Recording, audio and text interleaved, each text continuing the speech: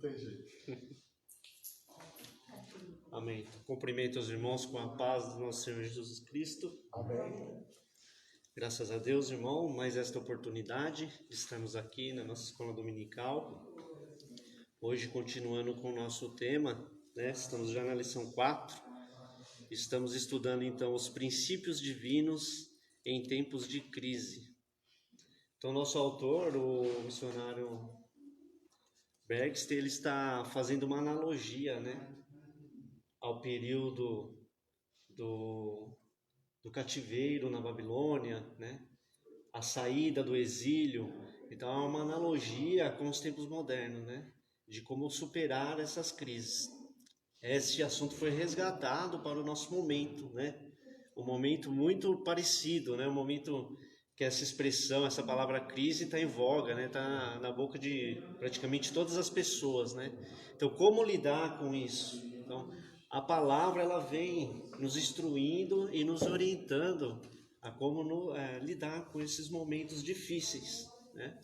Então, nós estamos seguindo um roteiro falando sobre o avivamento, né? Um avivamento para a igreja e para a nação. Que os homens se arrependam e voltem-se para Deus, né?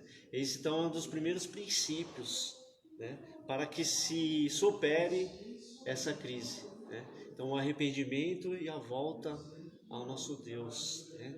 Que todos os homens possam conhecer a glória de Deus através do nosso Senhor Jesus Cristo. Isso é o que nós almejamos, é um dos objetivos da nossa escola então, né? Nos instruir cada vez mais e mais. Então, irmãos, nós paramos na última aula no contexto histórico da saída do exílio da Babilônia. O povo havia restaurado o altar e ali agora eles já estão fazendo seus cerimoniais, né? Fazendo os sacrifícios, né, antigos, conforme os hebreus faziam, né? Então eles já estavam fazendo as suas festas cerimoniais a respeito da liturgia do antigo Israel. Mas precisava-se, né, como foi dada a ordem do rei Ciro, que se restaurasse o templo, né? Então aqui nós já temos um período de 2 anos. Já havia passado 2 anos que o povo chegou em Jerusalém para se iniciar então a obra. Então nós falamos um pouco da morosidade que teve, né, na semana passada. As pessoas procuraram primeiro as regiões onde moravam, né? Então, para restabelecer ali as suas regiões, mas conforme perceberam que estavam sendo observados, né, e já de certa forma atacados pelos povos vizinhos, então eles perceberam que eles tinham que recorrer rápido, voltar a Jerusalém, levantar o altar e restaurar todo o templo, né? Então nós estamos falando de princípios para o avivamento. Nós citamos a palavra, a oração, né? Na última aula nós falamos sobre o símbolo da cruz, o altar, né? Então apontar para esse símbolo. Hoje a gente pode usar como expressão, comumente para o avivamento, a expressão fé, né? Porque como o nosso irmão falou aqui, há algumas maneiras que o livro de Esdras e Neemias ensinam a respeito desse embate, né? Uma delas, completando o que o irmão falou, né, é o desânimo e o medo que foi causado, né? Força, como foi citado, violência, a maledicência, né, que é falar mal. Foi escrito cartas aos reis falando mal do povo, né? Mas promoveram muito medo e desânimo.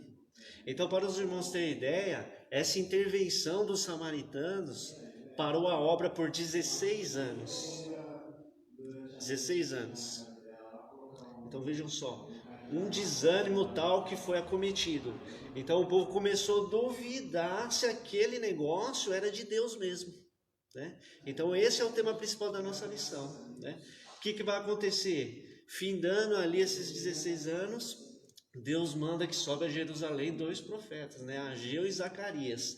E aí começa todo aquele resgate do avivamento, né? Então eles começam ali a profetizar a respeito de Zorobabel, do sacerdote Josué, né? e aí sim dar-lhes forças e mostrar que aquele projeto e aquele retorno era uma promessa messiânica de Deus, né? Não acabaria Israel ali. Então esse é o assunto que nós vamos estudar hoje, tá? Esse embate, esse desânimo causado, essa paralisação na obra por conta da inveja ou do medo dos povos da vizinhança ali, né? Eles tinham medo que Jerusalém se restaurasse e voltasse a ser um grande reino como foi na antiguidade, no período dos reis de Israel, né? Então veja o conteúdo da carta que é mandada para Artaxerxes, que nós lemos aqui no começo. Consulte nas crônicas de vossos pais como esse povo era rebelde, né? E eles não se dobravam aos reis, porque os reis tentavam tomar as províncias e eles não se dobravam. Deus era com eles, né? Então ele manda consultar. A Artaxerxes vai consultar e ver mesmo que eles tinham problemas com Jerusalém, porque eles adquiriam todas as províncias, mas Jerusalém eles não conseguiam, né? Então aí o rei manda parar a obra, tá? Então esse é o nosso contexto. Então a gente vai ler a lição aqui e vamos, como de costume, fazendo nossos comentários. Como eu estou citando a fé como elemento da nossa aula de hoje, porque nós estamos falando de avivamento, eu separei uma passagem de Mateus 14:31, né? Porque ela vai dizer assim, ó: e logo Jesus, estendendo a mão, segurou e disse-lhe: homem de pouca fé, por que duvidastes? Então esse contexto no qual viram o nosso Senhor Jesus Cristo se aproximando pelo mar, né? Então Pedro fala: se és tu, Senhor, peça, me chame, né? E parafraseando aqui, então ele tenta aí também dar alguns passos, mas afunda, né? Então Jesus estende a mão e fala: por que duvidastes? Né?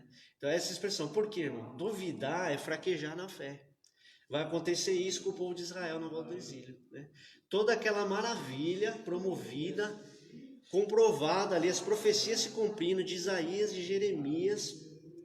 No livro de Esdras, então, vai falar que 42.360 pessoas voltam do exílio, né?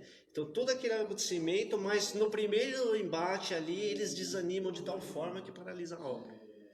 Por que duvidastes? Então, se houver dúvida, a fé vai fraquejar, o avivamento não vai acontecer. Então, por isso que essa expressão de hoje, a fé, né? A confiança, entre vários elementos que essa palavra significa, mas buscar aqui a confiança na fidelidade de Deus, né? Então, que ele vai cumprir aquilo que foi determinado. Há um decreto dado por Deus do retorno do exílio, e ali seria cumprido as coisas, tá? Então, por que duvidasses, né? E corrobora com a nossa lição, com o irmão Aldemar falou uma coisa aqui já no comecinho, exatamente o que eu ia falar, até marquei em vermelho aqui para não esquecer. E o irmão falou aqui, ó, ele fala, ó, o inimigo não está preocupado com o soldado morto ou ferido. Então foi aqui que ele falou, ó, quando o homem de Deus se levanta, é certo que haverá uma possível oposição. Então o senhor já falou no início da aula, né? Quando os homens de Deus se levantam, haverá oposição, é certo que isso vai acontecer, né? Então essa condição da confiança de Deus, está seguro do que você está fazendo, através da sua consciência, amém? Então vamos lá na nossa lição. Os alicerces, ali, o tópico 1, os alicerces do templo são lançados.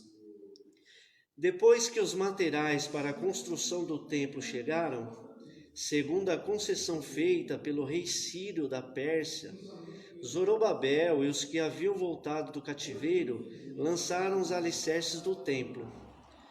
Todos apresentavam muita animação para o trabalho. Aqui era o subtítulo, né, irmãos? Agora é o tópico 1, né? O lançamento dos alicerces foi celebrado com solenidade.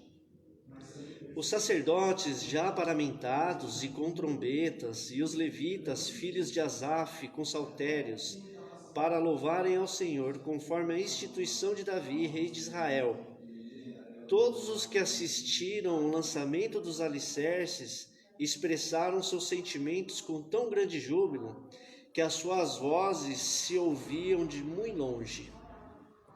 Então veja aqui, já se preparando para lançar os, né? Então já para a reconstrução, a restauração do templo. Então eles já haviam lançado o alicerce do templo, né?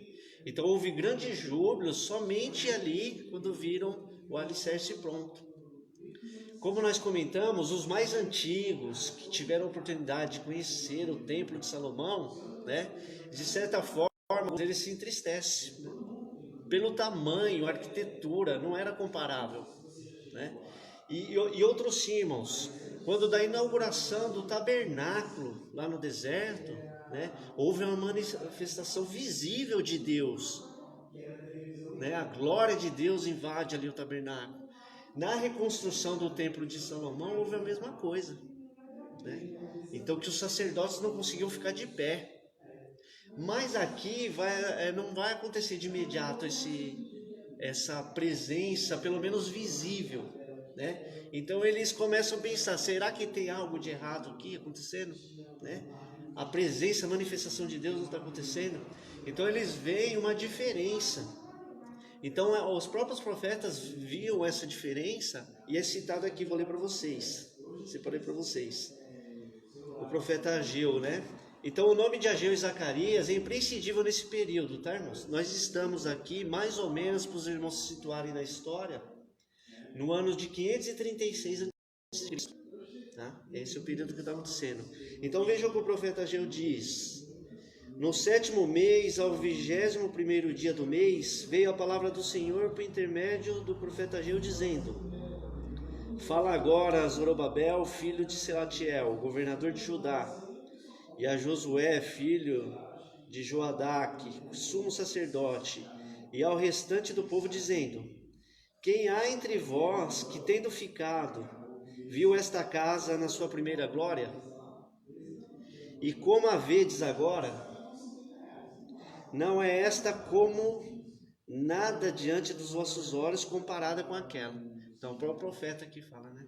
Essa casa diante dos vossos olhos não é nada comparado àquela.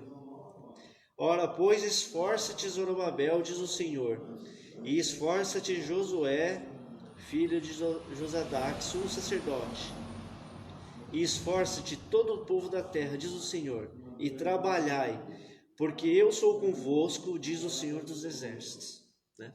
Então aqui ele faz esse paralelo, mas depois o próprio profeta Ageu falar que essa casa é maior do que a primeira, né? Porque a própria graça, a glória em si vai adentrar, que é o nosso Senhor Jesus Cristo, né? Mas haveria então esse período, teria que esperar, que o próprio Ageu fala: vocês estão preparando para a chegada de um renovo, né? Então é claro que essa profecia tem caráter messiânico, né? Então estou falando de um renovo. Não, nessa parte aí que entra a glória da segunda casa será maior do que a primeira. Sim, mais para frente ele vai falar isso, né? Que a glória dessa casa será maior do que a primeira, né? Então a gente entende que é o caráter messiânico, o próprio Cristo entra, né? É essa casa que não está falando. É, exatamente. Glória de Deus. Glória a Deus, né? Então vejam esse paralelo acontecendo. Então chamar a atenção aqui para o personagem Zorobabel, né? Então um personagem importante. Ele será um líder, vamos dizer, um grande administrador do retorno do exílio, e podemos falar então de um líder político, né? Enquanto Josué será um líder religioso, um sacerdote, né? Então Zorobabel, irmãos, por que foi elencado como governador pelo rei Ciro, ainda lá na Babilônia, né? Então, segundo os historiadores, estudiosos, ele era neto do rei Jeoaquim. Jeoaquim foi aquele que foi levado cativo à Babilônia e passou toda a sua vida, desde a infância, no cativeiro, né? E praticamente dentro de uma cela. Acontece que o filho de Nabucodonosor, dada a sua morte, ele liberta o rei Jeoaquim, né? Ele permanece no exílio, mas não dentro de uma cela. Então ali ele se casa e então vai ter uma família. Então esse Zorobabel, ele tem descendência do rei Davi, Salomão, né? Então ele vem de uma descendência, né? Então é falado de um príncipe, né? Por isso que ele é considerado, ele é levantado como governador. Então veja, o rei Ciro escolhe a dedo o governador que vai subir para direcionar a administração a respeito da reconstrução do templo. Então é um personagem muito importante. Veja, irmãos, Zorobabel vai falar, o profeta ele vai falar como um selo, um símbolo que vai anunciar o renovo, né, a respeito do Cristo. É tão importante seu nome que, vejam só, estudando, eu não sabia disso, ele está na genealogia, tanto de Lucas como de Mateus. Então, um nome importante de Zorobabel. É o líder político para a restauração do templo. Então, vamos ver aqui, ó, separem as passagens para a gente. Ó. Então, lá em Lucas 3:27, está falando da genealogia, né? Então, ele fala, e Jodá, e Joaná de Rezá, e Rezá de Zorobabel, e Zorobabel de Salatiel, e Salatiel de Neri. Então tá falando, Salatiel seria o filho de Joaquim, tá? Então tá na genealogia, lá em Mateus também, irmãos. E depois da deportação para a Babilônia, Jeconias gerou Salatiel, e Salatiel gerou a Zorobabel.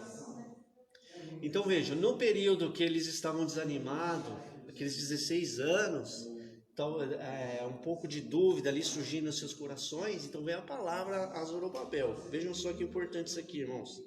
Está lá em Ageu. Então, figura imprescindível para o período são os profetas Ageu e Zacarias, tá?